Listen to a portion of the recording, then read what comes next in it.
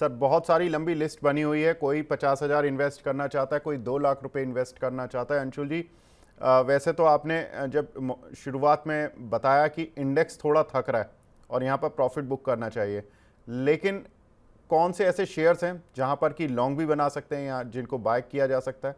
आपकी list please share करें। विवेक जी, एक प्रिंस पाइप में बाइंग कर सकते हैं। प्रिंस पाइप स्टॉक काफी अच्छा लग रहा है, यहाँ पे फ्रेश ब्रेकआउट आया है और सारी पाइप कंपनीज अच्छी चल रही हैं। तो प्रिंस पाइप में बाइंग देख सकते हैं। यहाँ टारगेट ऊपर में आपको बनेगा लगभग 753 का इमीडिएट बेसिस का टारगेट रहेगा। 691 700 की जोन में बाई करना चाहिए। 663 का क्लोजिंग बेसिस का स्टॉप लॉस रहेगा। 753 का पहला टारगेट रहेगा। बट ओवरऑल ये स्टॉक 840 की तरफ बढ़ रहा है। एक स्टैंडर्ड डिस्क्लेमर दे दूं, आज सुबह हमने अपने क्लाइंट्स को प्रिंस पाइप बाई दिया था 691 में। पार्शियल प्रॉफिट बुकिंग भी हुई है रिस्क कवर करने के लिए, क्योंकि स्टॉप लॉस 4% का था और 4% जैसे ही स्टॉक बढ़ा तो हमने 50% बुक करा दिया है। बाकी 50% हम टारगेट के लिए होल्ड करा रहे हैं। आपके दर्शक भी फ्रेश यहाँ से बाई कर सकते हैं। 753 इनिशियल टारगेट रहेगा, 840 ओवरऑल टारगेट रहेगा। दूसरा हाइडेलबर्ग सीमेंट है। सीमेंट स्पेस काफी तेज हो रहा है। सुबह हमने अपने क्लाइंट्स को इंडिया सीमेंट रेकमेंड किया था, जहां फटाफट टारगेट हुआ 10 के ऊपर। हाइडेलबर्ग सीमेंट में लगभग 50 दिन का कपनाइल पैटर्न का ब्रेकआउट आ रहा है। इस स्टॉक को भी यहाँ पे बाई कर सकते हैं। 240 एक फिबोनाची एक्सटेंशन का रेजिस्टेंस है, वहां पे आके एक बार के लिए स्टॉक में थोड़ी सी प्रॉफिट बुकिंग आएगी। बट एवेंचुअली 290 की तरफ ये स्टॉक बढ़ रहा है, तो इस स्टॉक को भी बाई करके चलना चाहिए।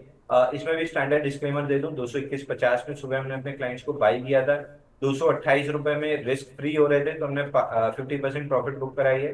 बाकी 50% हम अपने क्लाइंट्स को टारगेट के लिए होल्ड करने के लिए कह रहे हैं। आपके दर्शक भी यहाँ पे फ्रेश बाई कर सकते हैं। तो ये स्टैंडर्ड डिस्क्लेमर के साथ ये दोनों स्टॉक बाई हैं।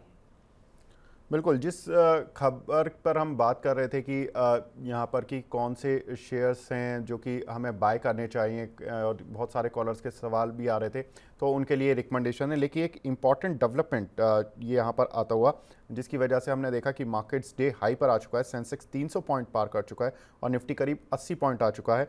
खबर ये है कि NDA candidate mister Om Birla Lok Sabha के स्पीकर तय कर दिए गए हैं, नियुक्त कर दिए गए हैं। तो ये उनकी दूसरी पारी होगी एज लोकसभा स्पीकर। और एक हमारी जो एनालिस्ट वगैरह से भी बात हो रही थी, तो ऑफ द कैमरा तो उन्होंने यही बताया था कि कहीं ना कहीं लोकसभा स्पीकर को लेकर काफ़ी कुछ जो बातें हैं वो थोड़ी सी सस्पेक्ट में जा रही हैं कि कौन बनेंगे, जिसकी वजह से मार्केट थोड़ा सा अनसर्टेन हो रहा था। तो अब कहीं ना कहीं एक ये भी क्लैरिटी मिलती हुई दिख रही है। तो जो एक बीजेपी का स्टांस था, जो कि माना जा रहा था कि बीजेपी कहीं बैकफुट पर तो नहीं है, तो ऐसा कुछ दिख नहीं रहा। जो कि मिनिस्टर्स के पोर्टफोलियो मिले और जिस तरह से लोकसभा स्पीकर का चुनाव हुआ, उससे ऐसा लग नहीं रहा कि बीजेपी बैकफुट पर है। और मार्केट उसको स्लैम भी कर रहा है, जिस तरह से हम देख रहे हैं कि सेंसेक्स करीब 350 पॉइंट अब बढ़कर कामकाज कर रहा है और निफ्टी में करीब 85 पॉइंट की बढ़त देखने के लिए मिल रही। Nifty bank 200 point, Nifty IT करीब 150 पॉइंट। तो शानदार मार्केट में रिकवरी देखने के लिए मिल रही है।